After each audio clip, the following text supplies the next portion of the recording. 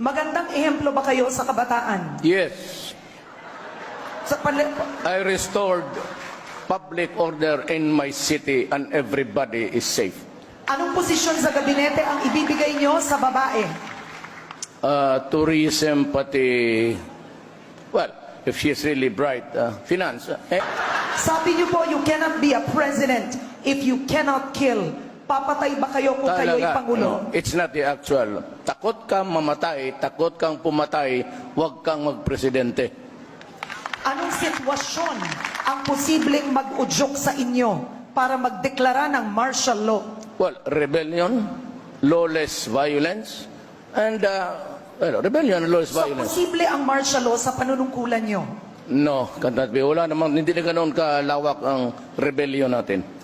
Papayag ka bang mailibing sa libingan ng mga bayani si dating Pangulong Marcos? Yes, definitely yes. Because it has divided the country until now.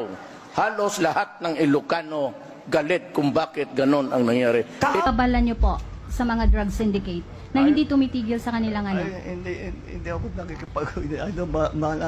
bahala kayo sa ginagawa niyo. Basta tuloy-tuloy lang kami. Aabutan din namin kayo. Maliit lang ang Pilipinas. Thank you, sir.